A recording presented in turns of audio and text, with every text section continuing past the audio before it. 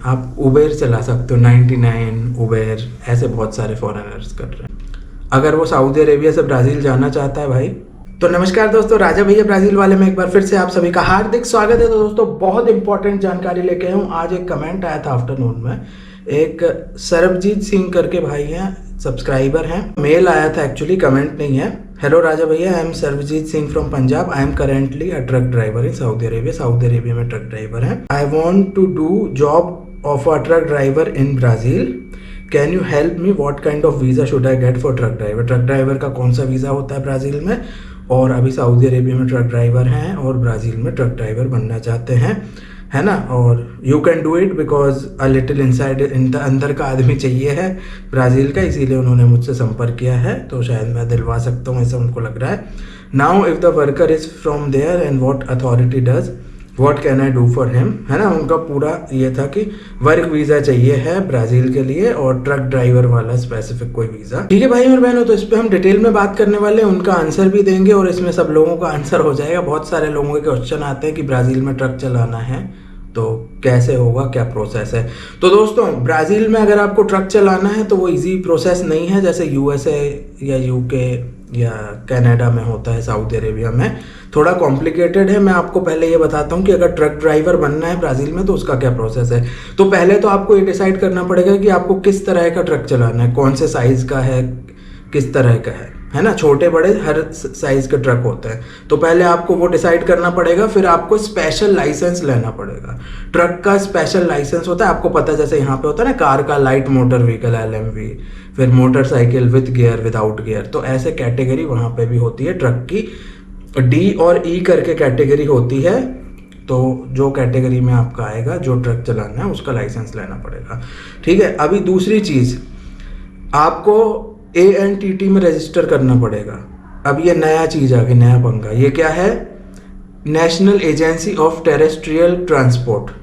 जो ये समझ लो आपके रोड ट्रांसपोर्ट की नेशनल एजेंसी होगी ना, जैसे हमारे यहाँ मिनिस्ट्री ऑफ रोड ट्रांसपोर्ट, ऐसी वैसे उनके यहाँ national agency of road transport, उसमें आपको रजिस्टर करना पड़ेगा।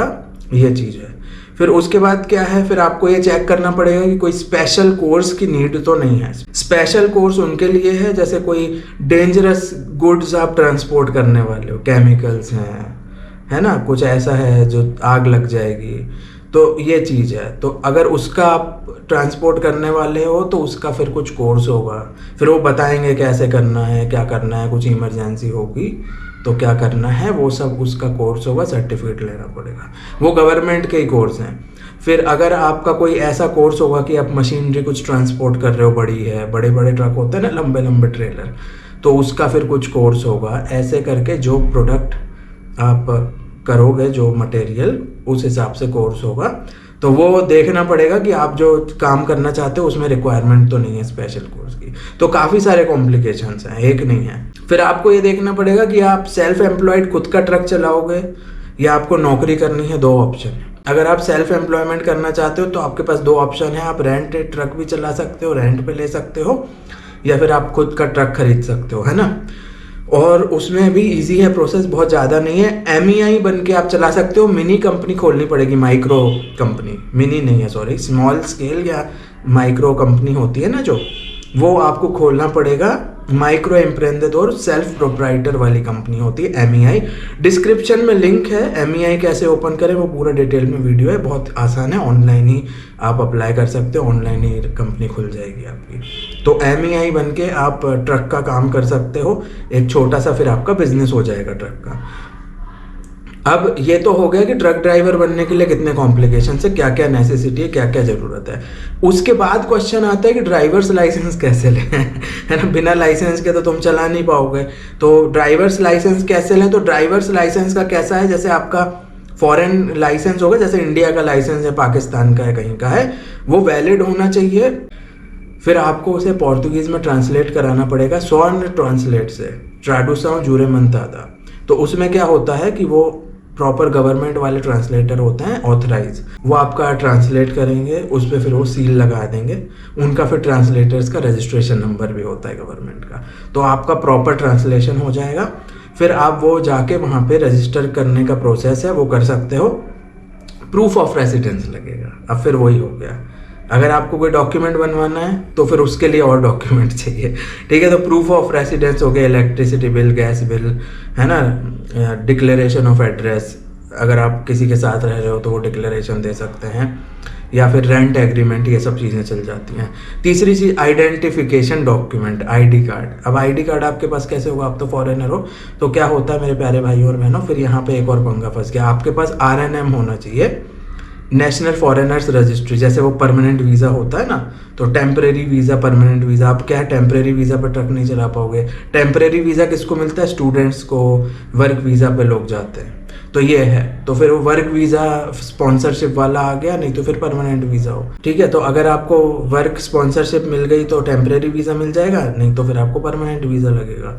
तो ये एक चीज़ हो गई। फिर CPF है, CPF जो है वो ब्राज़ील का टैक्स नंबर होता है, जैसे पैन कार्ड है इंडिया में, तो वो तो आराम से मिल जाएगा, उसका कुछ चक्कर नहीं है। CPF तो आपको पासपोर्ट पे भी आप बनवा सकते हो, ऑनलाइन एप्लीकेशन भी होती है उसकी, तो CPF बनवाने में कोई दिक्कत नहीं है। उसके बाद आपको पेमेंट करना है फीस की, फीस पेमेंट करना है। अब वो डेट्रन है जो लाइसेंस देता है, डेट्रन करके ऑर्गेनाइजेशन है, DETRN, डेट्रन।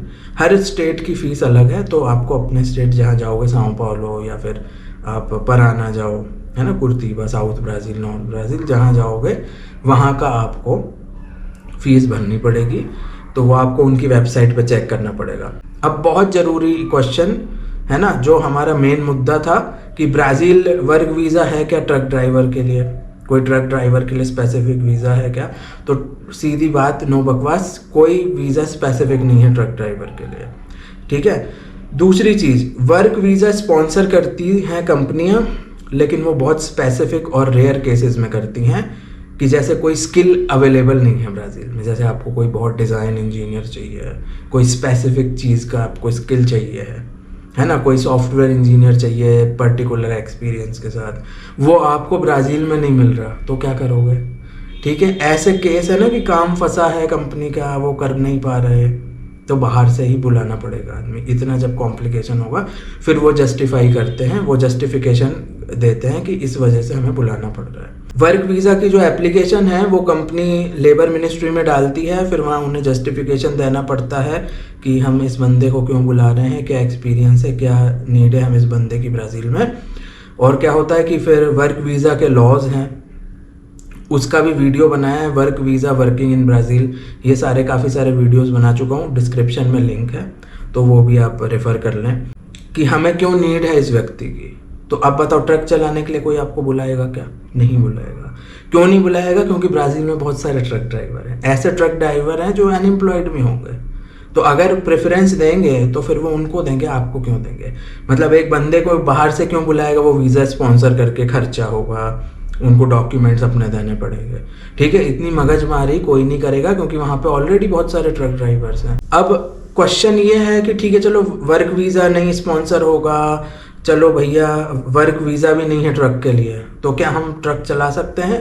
बिल्कुल चला सकते हो ट्रक चलाने का वहाँ कोई मना नहीं ठीक है, ट्रक ड्राइवर आप बन सकते हो, ट्रक चला सकते हो, नो इशू। उसका क्या है, फिर आपको अपना वीज़ा खुद अरेंज करना पड़ेगा, वीज़ा खुद अरेंज करना पड़ेगा। जैसे आप PR ले लिया आपने, आपकी मान लो गर्लफ्रेंड है, आप मूव हो गए वहाँ, शादी करके PR ले लिया, कुछ ऐसी सिचुएशन बन रही है, और किसी केस में आपने PR ले लिया, इन्वेस्टर वीज़ा होता है, ऐसे बहुत सारे होते हैं वीज़ा।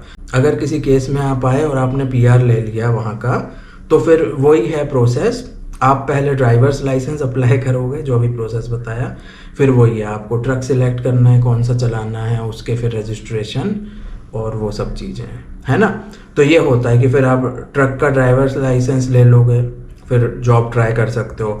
उसमें भी फिर दूसरा पेंच फंसा है, ठीक है, हर जगह पेंच फंसा है, आपको ब्राज़ील में कुछ भी करना हो, ठीक है, लीगली। तो उसमें क्या है, आपको पोर्तुगीज़ आनी चाहिए, तो जॉब मिलने का चांस है ना। एक्सपीरियंस हो, बिना एक्सपीरियंस वाले को नहीं लेंगे वो, फिर उनको वही है ना, मेरे पास PR है, मैं वहाँ ट्रक का ड्राइवर का लाइसेंस बनवा लूँगा, ठीक है, रजिस्ट्रेशन करा लूँगा सबका। अब मान लो मुझे वहाँ रोड का एक्सपीरियंस नहीं है, तो ऐसे ही दे देंगे नौसिखिया को किसी को भी समझ रहे हैं सर आप?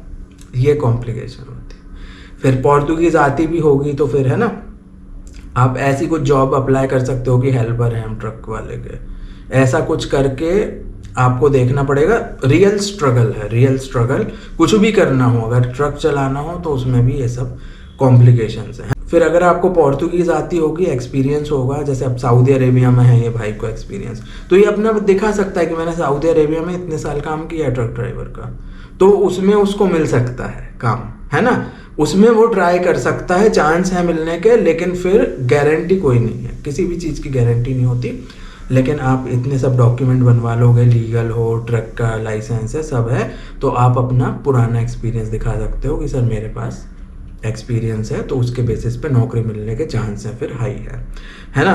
या फिर आप खुद का ट्रक चला सकते हो, लेकिन फिर उसमें भी प्रॉब्लम, लॉसेज हो सकते हैं। ऐसे केस भी मैंने सुने हैं कि फॉरेनर ने ट्रक लिया और उसको लॉस हो गया कुछ, है ना। ये सब चीज़ें होती हैं, क्योंकि फिर ट्रक को पूरा मेंटेन करना ना आपकी जिम्मेदारी है, आपका ही प्रॉपर्टी होगी, जैसे कार होती है, बाइक होती है हमारे, तो वो बहुत सारी चीज़ें हैं। और ट्रक का जो जॉब है वो टायरिंग है बहुत, तो ये सब एडिशनल है। तो आप खुद का ट्रक चला सकते हो चाहे तो जैसा मैंने बताया कि ये USA, Canada, Saudi Arabia, Dubai, इन जगह जितना ये सब चीज़ें आसान हैं उतना ब्राज़ील में आसान नहीं है। और ब्राज़ील में ये नियर टू नामुमकिन, इम्पॉसिबल जैसी चीज़ है ना। कर सकते हो आप, मैं ये नहीं कह रहा इम्पॉसिबल है, नामुमकिन है, ऐसा नहीं कहूँगा मैं। पॉसिबल हर चीज़ है, लेकिन मुश्किलें इतनी है ना, मतलब स्टेप्स इतने सारे इन्वॉल्व हैं कि आपको लाइसेंस बनवाना है, फिर ट्रक का आपको डिसाइड करना है, ट्रक के ड्राइवर का रजिस्ट्रेशन कराना है, फिर उसके बाद कोर्सेज अगर आ गए, आप कुछ केमिकल ये ट्रांसपोर्ट कर रहे हो तो, समझ रहे हैं सर। फिर आपके पास PR होना चाहिए, सारे पैंच फंसे हैं, वो घूम फिर के गाड़ी वहीं आ जाती है। फिर वर्क वीज़ा कोई क्यों स्पॉन्सर करेगा तुम्हारा, ये होता है। तो ये सब चीज़ें हैं और बिल्कुल आप ट्राई कर सकते हो। तो जो सरबजीत भाई ने बोला था उसका मैं अब डायरेक्ट आंसर दे देता हूँ। अगर वो सऊदी अरेबिया से ब्राज़ील जाना चाहता है भाई, तो उसका सिंपल है, टूरिस्ट वीज़ा लेके जाना पड़ेगा, फिर वहाँ उसको जुगाड़ कुछ करना पड़ेगा, शादी वादी करना है, जो करना है उसको, जैसा है ना। उसमें फिर 6 महीने लग जाएंगे, 6 महीने लग गए, है ना। फिर उसके बाद ट्रक का रजिस्ट्रेशन, ये लाइसेंस, समझ रहे हो सर। तो ये समझ लो 1 आध साल बाद कुछ हो जाएगा। अब अगर आपको ड्राइवर बनना है तो ट्रक ड्राइवर के अलावा मेरे पास एक बहुत अच्छा ऑप्शन है, आप उबेर चला सकते हो। 99, उबेर, ऐसे बहुत सारे फॉरेनर्स कर रहे हैं, ठीक है, इंडियंस, पाकिस्तानीज, बांग्लादेशीज। तो आप ये ट्रक ड्राइवर के बजाय आप कैब चला सकते हो, उसमें भी अच्छी खासी अर्निंग है ना। फिर वही आप रेंट पे गाड़ी लोगे तो आपको महंगा पड़ेगा, तो वो सब चीज़ें आपको देखनी पड़ेंगी। फिर आप सेकेंड हैंड गाड़ी ले सकते हो, तो ये सब चीज़ें हैं। तो अगर आप उबेर 99 चलाते हो तो उसमें काफ़ी अच्छी अर्निंग है, तो वो ट्राई कर सकते हो आप। वो ईजी है, क्योंकि उसमें फिर कैसा होगा ना कि लाइसेंस ही बनाना है और वीज़ा ही चाहिए। उसमें इतने सारे पंगे नहीं रहेंगे कि तुम्हें नौकरी के लिए अप्लाई करना है ना। या फिर ट्रक तो बहुत महंगा आता है, आप कैसे खरीदोगे, उससे तो सस्ती कार आ जाएगी।